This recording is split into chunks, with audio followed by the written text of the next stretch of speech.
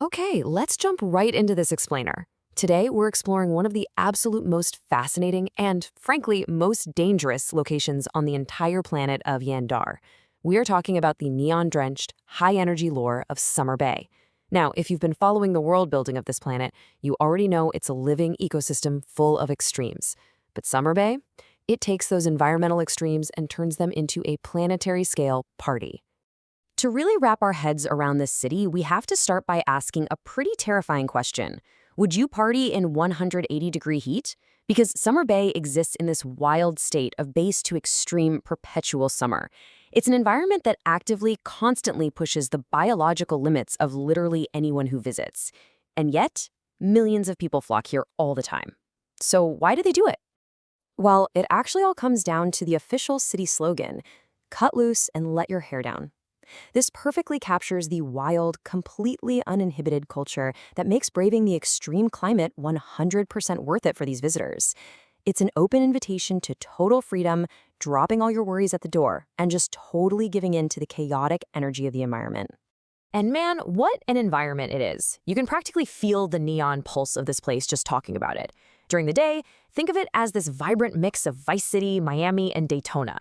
You've got an overarching 1980s retro beach aesthetic, massive coastal beach celebrations, and avenues just blasting 80s music all day long.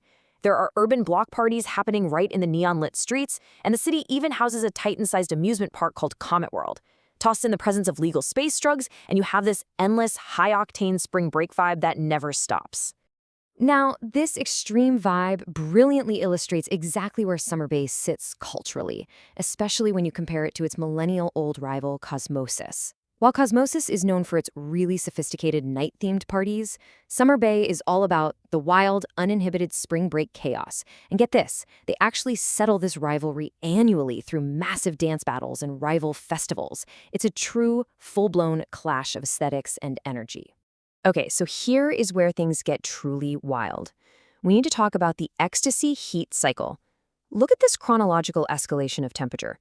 It starts at a fairly normal 90-degree sunrise, hits a 98-degree daytime peak, and then, counterintuitively, spikes to 120 degrees at 10 p.m. before reaching a lethal 180 degrees during what they call the sin hours. The heat actually peaks into extreme danger long after the sun goes down. Let's actually break down exactly why that happens. It all kicks off with this massive jump, 120 degrees.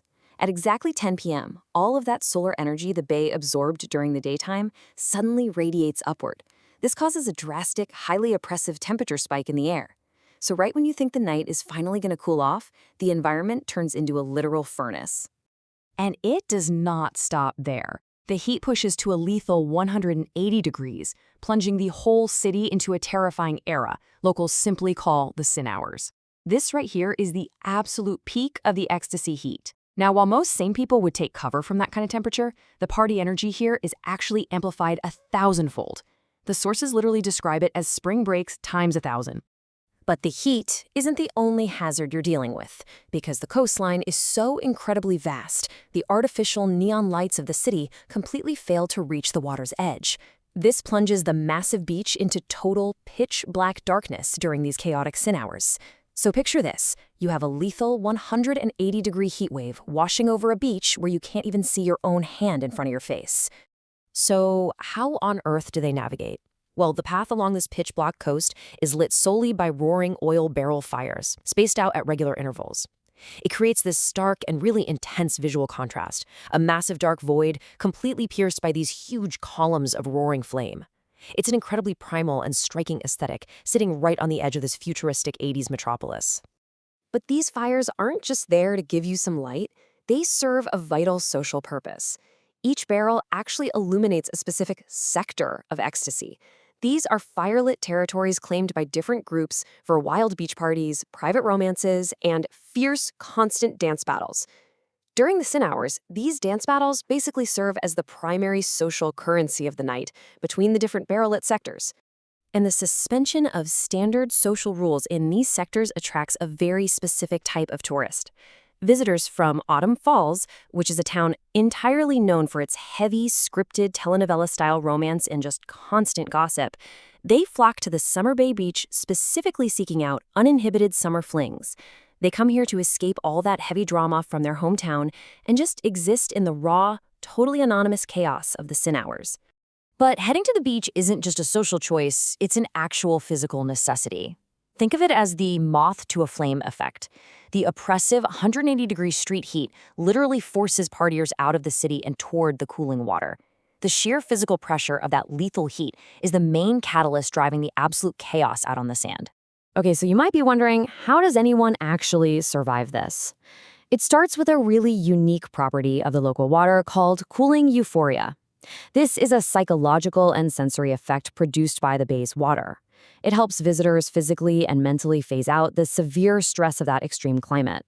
It essentially just aligns your mind with the city's whole culture of total freedom.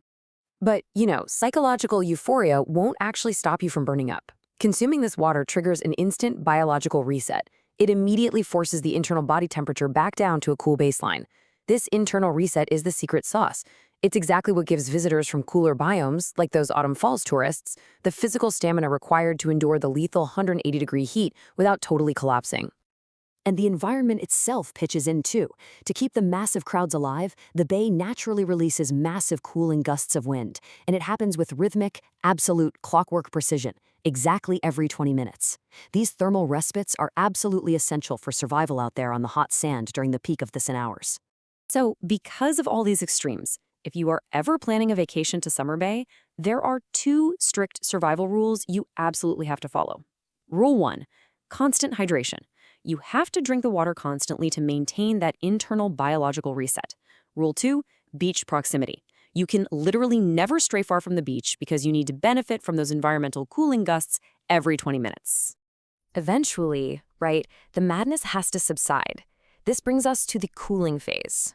Once the sin hours finally start to fade, the radiating ecstasy heat dissipates.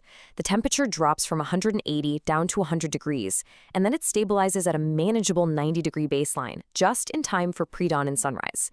Basically, ready for the entire high-energy cycle to begin all over again. Which leaves us with a final, really provocative thought.